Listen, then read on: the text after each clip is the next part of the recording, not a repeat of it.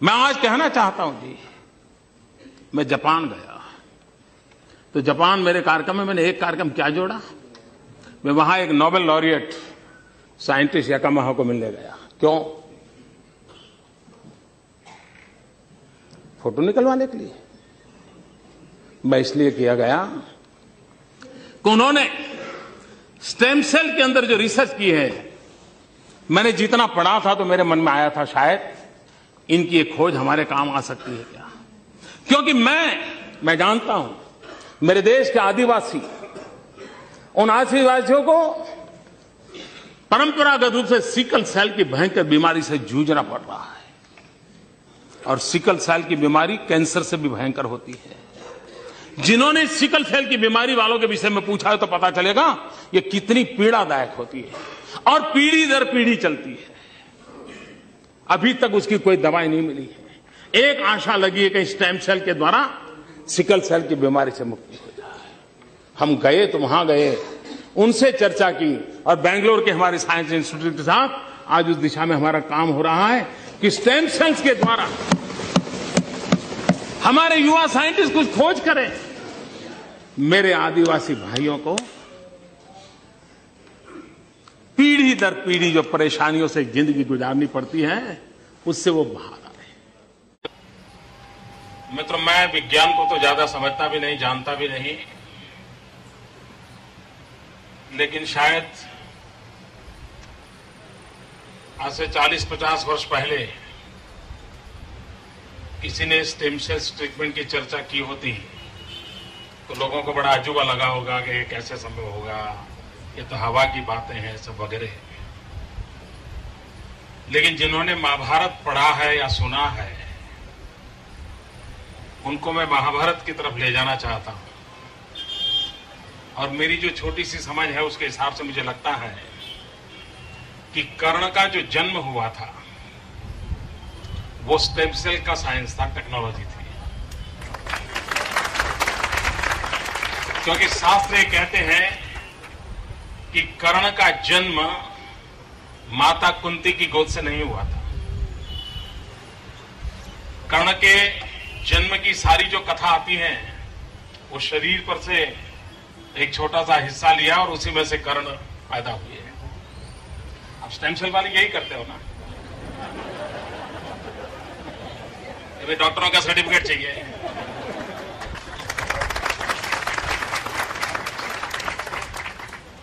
तात्पर्य यह है कि हमारे देश के पास कुछ तो था। अब आज लेबोरेटरी में सिद्ध हो रहा है, लेबोरेटरी हो सकता है अमेरिका की हो, लेकिन यह सिद्ध हो रहा है। हो सकता है कर्ण के संबंध में किसी के मन में सवाल हो कि भाई शायद मोदी जी ने कहा, लेकिन उतना तो वर्णन नहीं है। अब हम प्लास्टिक सर्जरी को देखें।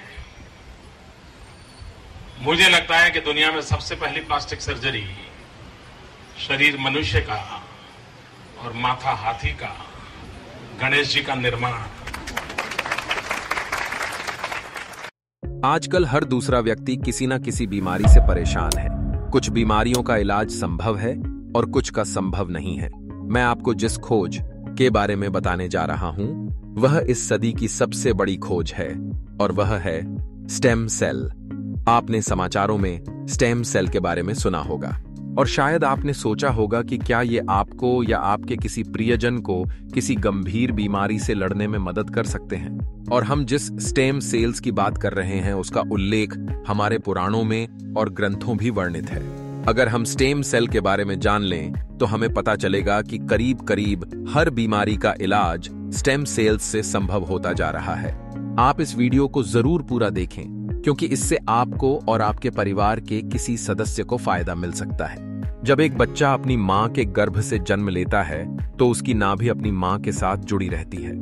जो उस नाभि में ब्लड होता है उसे स्टेम सेल कहते हैं। स्टेम सेल एक विशेष प्रकार की कोशिकाएं होती हैं जिनके दो महत्वपूर्ण गुण होते हैं। ये अपने जैसी और कोशिकाएं बनाने में सक्षम होती हैं, यानी ये स्वयं को नवीनीकृत करती हैं, और ये अन्य कोशिकाएं बन सकती हैं जो विभेदन नामक प्रक्रिया में अलग अलग कार्य करती हैं। स्टेम सेल शरीर के लगभग सभी ऊतकों में पाए जाते हैं। और ये ऊतकों के रखरखाव के साथ साथ चोट लगने पर मरम्मत के लिए भी आवश्यक होते हैं। स्टेम कोशिकाएं जहां स्थित हैं, उसके आधार पर वे विभिन्न ऊतकों में विकसित हो सकती हैं। उदाहरण के लिए हेमेटोपोएटिक स्टेम कोशिकाएं अस्थि मज्जा में रहती हैं और रक्त में कार्य करने वाली सभी कोशिकाओं का निर्माण कर सकती हैं। स्टेम कोशिकाएं मस्तिष्क कोशिकाएं, हृदय की मांसपेशी कोशिकाएं, अस्थि कोशिकाएं या अन्य प्रकार की कोशिकाएं भी बन सकती हैं। स्टेम सेल कई प्रकार के होते हैं। भ्रूणीय स्टेम सेल सबसे बहुमुखी होते हैं क्योंकि ये विकसित हो रहे भ्रूण की सभी कोशिकाओं में विकसित हो सकते हैं। शरीर में मौजूद ज्यादातर स्टेम सेल में कोशिकाओं को जन्म देने की क्षमता कम होती है और ये केवल उन ऊतकों और अंगों की मरम्मत और रखरखाव में ही मदद कर सकते हैं जिनमें ये स्थित होते हैं। भ्रूणीय स्टेम कोशिकाएं, ये स्टेम कोशिकाएं 3 से 5 दिन के भ्रूणों से प्राप्त होती हैं। इस अवस्था में भ्रूण को ब्लास्टोसिस्ट कहा जाता है और इसमें लगभग 150 कोशिकाएं होती हैं। ये बहुक्षमता प्लुरिपोटेंट स्टेम कोशिकाएं हैं, जिसका अर्थ है कि ये और अधिक स्टेम कोशिकाओं में विभाजित हो सकती हैं या शरीर में किसी भी प्रकार की कोशिका बन सकती हैं। इससे भ्रूणीय स्टेम कोशिकाओं का उपयोग रोगग्रस्त ऊतकों और अंगों के पुनर्जनन या मरम्मत के लिए किया जा सकता है।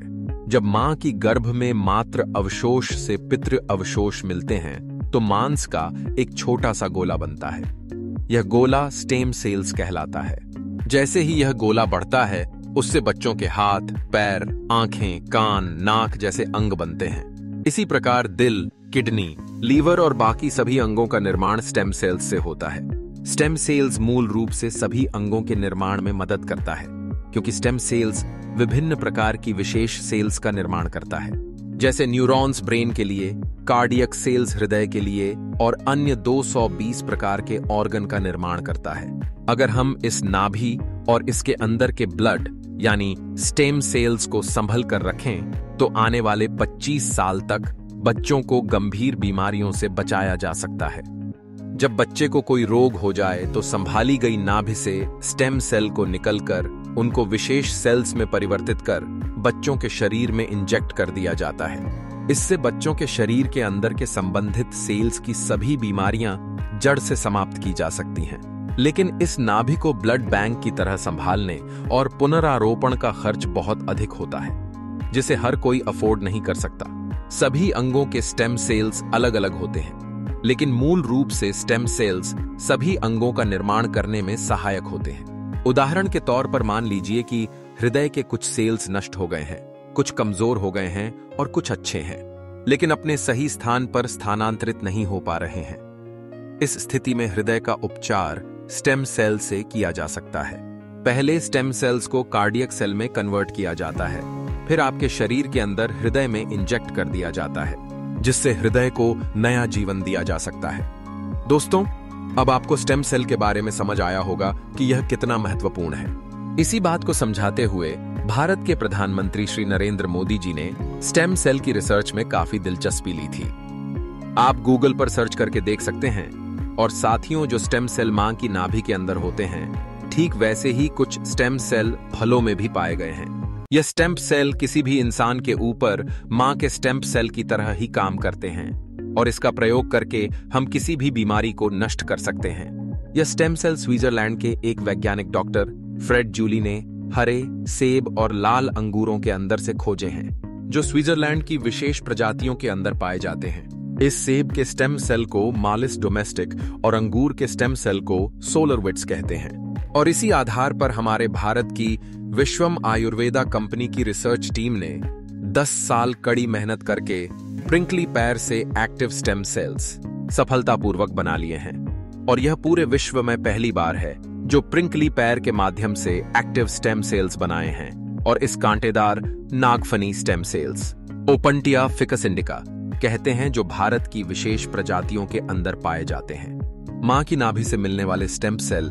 सिर्फ बच्चे और उसके माता पिता के ही काम आ सकते हैं, लेकिन फलों से मिलने वाले स्टेम सेल किसी भी इंसान के ऊपर मां के स्टेम सेल की तरह ही काम करते हैं। और यह फलों के स्टेम सेल इंसानी शरीर में नए सेल बनने की प्रक्रिया को तेज कर देते हैं, जिसकी वजह इसके हम किसी बीमारी को इंसानी शरीर से नष्ट कर सकते हैं। और फलों से पाए जाने वाले ये स्टेम सेल पूरी मानवता के काम आ रहे हैं। सालों की मेहनत के बाद काफी देशों में लाखों लोगों के इलाज में यह स्टेम सेल सहायक हो चुके हैं और हो रहे हैं। इसी काम को आगे बढ़ाते हुए भारत की एक कंपनी विश्वम आयुर्वेदा बहुत अच्छी फॉर्मुलेशन तैयार की है।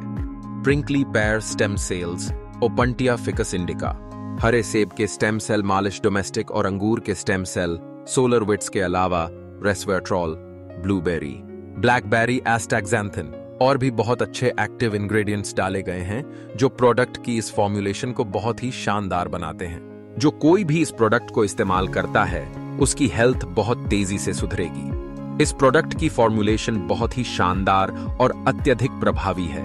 खुद को और अपने परिवार को क्रॉनिक बीमारियों से बचाने के लिए विश्वम आयुर्वेदा का इस्तेमाल जरूर करें और इस जानकारी को अपने सभी दोस्तों और रिश्तेदारों से जरूर साझा करें। धन्यवाद।